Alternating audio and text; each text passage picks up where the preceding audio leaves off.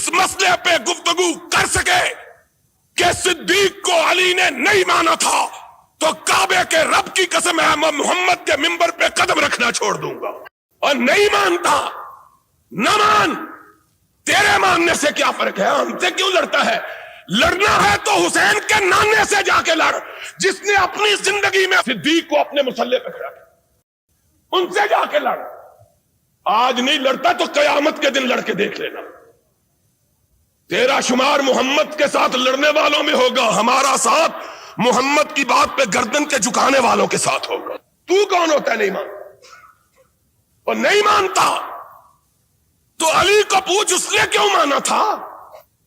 اور آج بات آئی ہے تو سن لو, یاد رکھنا بات کو.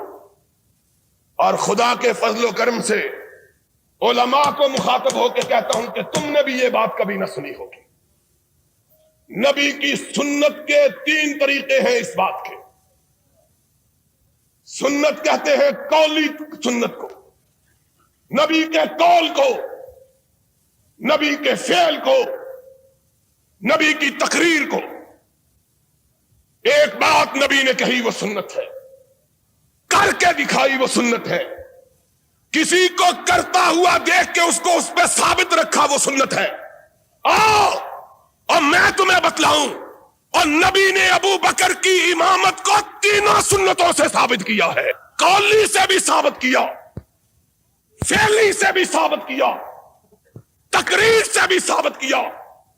غشی تاری صحابہ مسجد نبوی میں دم بخود بہتے حجرہ عائشہ کی طرف دیکھ رہے ہیں, اس کے حجرے کی طرف دیکھ رہے ہیں جس کا نام تجھ کو گوارا نہیں ہے, اس کے حجرے کی طرف کہ قرآن نے جس کو مومنوں کی ماں کہا ہے, اور جو اس کو ماں نہیں کہتا وہ مومن نہیں ہے, اور جو مومن ہے عائشہ اس کی ماں ہے, اور عائشہ جس کی ماں نہیں وہ مومن نہیں. قرآن کا فیصلہ ہے. ازواجہ تمہارے ماننے سے کیا فرق کرتا ہے؟ حجرہ عائشہ کی طرف نگاہ کیے ہوئے, اذان ہو چکی, نماز کا وقت آ چکا ہے, کیواڑوں کی طرف نگاہیں لگائے کہ کونین کا تاجدار آئے اور ہماری امامت فرمائے. وقت بیتتا چلا جا رہا ہے. بلال باچشم نم اٹھے, آقا کے دروازے کے قریب ہو کے کہا الصلاۃ الصلاۃ, نماز. اندر سے کوئی آواز نہیں آتی. بلال کی آواز ٹوٹ جاتی ہے, دل شکستہ ہو جاتا ہے.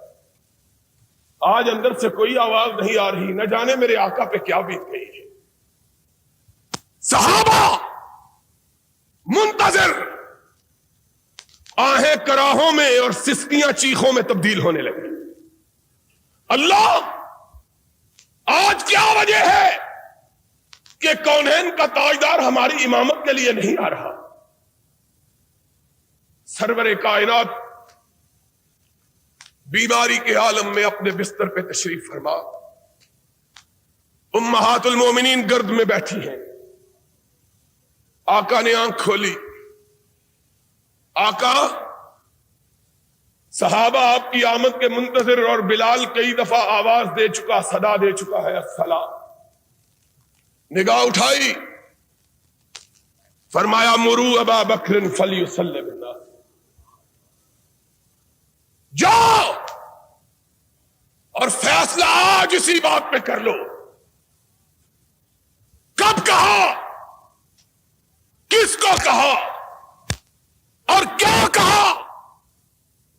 بنو ہاشم کے لوگ موجود ہیں, اپنے داماد موجود ہیں, اپنے چچا کے بیٹے موجود ہیں, عقیل موجود ہے, علی موجود ہے, ابن عباس موجود ہے, فضیل موجود ہے, اور تو اور رسول کا باپ موجود ہے. وہ باپ جس کے متعلق آقا کائنات نے کہا تھا ان عباس امی سن وہ ابھی، عباس میرا چچا ہی نہیں محمد کا باپ بھی ہے۔ اور وہ عباس جب جنگ بدر میں قیدی تھا اور قیدیوں کے ساتھ بندھا ہوا تھا تو صحابہ کہتے ہیں ہم نے آقا کے خیمے پہ نگاہ ڈالی، دیکھا کہ آقا کے خیمے سے سسکیوں کی آواز آ رہی ہے۔ لوگ اجازت پا کے حضور میں حاضر ہوئے، یا رسول اللہ آپ اور آپ کی آنکھوں میں آنسو؟ فرمایا میرا چچا عباس قیدیوں میں بندھا ہوا ہے، محمد کو چین کیسے آ سکتا ہے؟ وہ چچا عباس ایمان لا چکا، اسلام قبول کر چکا اور سرور کائنات کے دست مبارک سے خلعت فاخرہ حاصل کر چکا۔ صرف چچا ہی نہیں، بنو ہاشم کا سردار بھی۔ اور کیا کہوں، تمہاری روایات کے مطابق حسن بھی موجود ہے، حسین بھی، لیکن امامت کے لیے میرے آقا تو نے پکارا تو کس کو پکارا؟ یہ سارے موجود۔ کہاں مرو ابا بکر فلیصلی بالناس، جاؤ میرے چچا عباس کو کہو، میرے داماد علی کو کہو، میری دو بیٹیوں کے شوہر عثمان کو کہو، میرے لختے جگر حسن کو کہو، فاطمہ کے جگر گوشہ حسین کو کہو، تم پیچھے کھڑے ہو جاؤ، عائشہ کا باپ آگے کھڑا ہو جائے۔ مرو ابا بکر فلیصلی بالناس، جاؤ ابو بکر کو کہو آگے کھڑا۔ اور کس کی مجال ہے کہ دم مارو؟ کوئی اعتراض کر کے دیکھے تو صحیح، اور اعتراض کرنا تھا تو اس دن کرتے، کیوں نہیں کہا؟ آقا کس کو آگے کھڑے کر رہے ہو؟ کون بولے؟ کس کی مجال ہے کہ لفظ پائی؟ اور صدیقہ بولی، میں نے کہا کہ بولی نہیں، عرش والے نے بلوایا تاکہ بات پکی ہو جائے۔ کہا یا رسول اللہ کسی اور کو کہہ دیجیے۔ نگاہ اٹھائی، فرمایا لا ينبغي لقوم ان يكون فيهم ابو بکر ان يؤمهم غیرہ، ابو بکر کے ہوتے ہوئے کوئی دوسرا محمد کے مصلی پہ کھڑا ہونے کی جرت کر سکتا ہی نہیں ہے۔ مرو ابا بکر فلیصلی بالناس، جاؤ میرے صدیق کو کھڑا کرو۔ ہائے ہائے، تیسری مرتبہ پھر خدا نے کہلوایا، آقا کسی اور کا مسئلہ کس طرح پکا کر رہا ہے۔ کہا یا اب اللہ ہو والمؤمنون الا ابا بکر، فرش والے بھی نہیں مانتے، عرش والا بھی نہیں مانتا،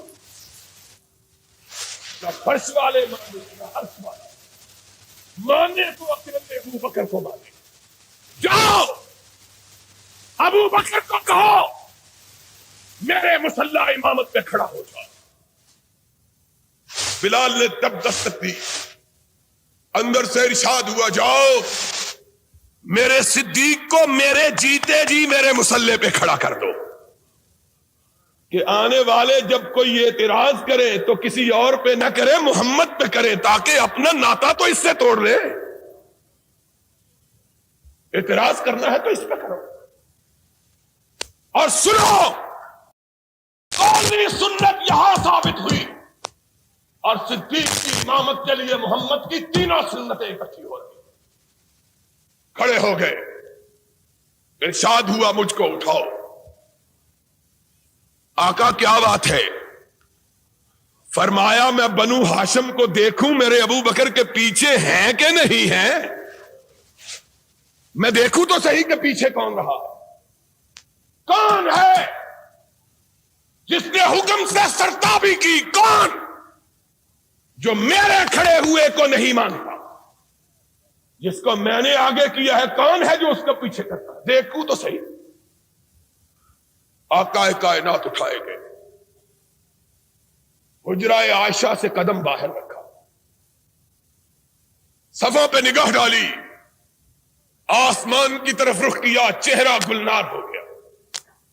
اللہ تیرا شکر, اپنے جیتے جیتے اپنی امت کو ایک امین کے سپرد کر کے جا رہا. باہر نکلے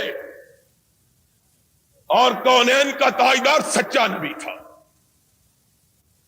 باہر نکلا, صحن مسجد خوشبو سے مہک اٹھا کہ محمد کریم آئے اور خوشبو نہ پھیلے. صحابہ نے خوشبو سونگھی, حدیث کے الفاظ کھنکارنا شروع کیا تاکہ ابو بکر کو پتا چل جائے کہ امام اعظم آ گئے ہیں. اعظم آ گئے, پیچھے ہٹ جائے.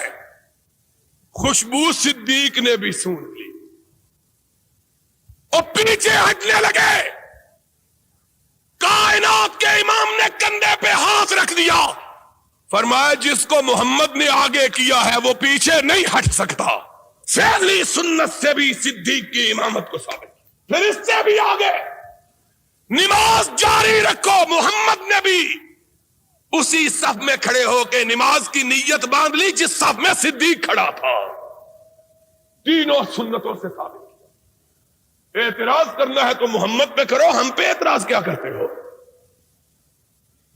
ان پہ کرو جس نے آگے کیا ہے, یا ان تین اماموں پہ کرو جس نے آگے اس کو کھڑا کیا جانا مان لیا ہے. علی پیچھے کھڑے, حسین, اور بولو حسین, حسن, اور تمہارا عقیدہ یہ ہے کہ ان کی پشتوں میں باقی 9 بھی زندہ تھے. اگر باقی 9 بھی زندہ تھے تو 12 کے 12 جس کے پیچھے کھڑے ہیں, تمہیں اس کے پیچھے کھڑے ہوتے ہوئے کیا تکلیف ہوتی ہے؟ جس کے پیچھے 12 معصوم کھڑے, تمہیں اس کے پیچھے کھڑے ہونے میں کیا ہے؟ بات کیا کرتے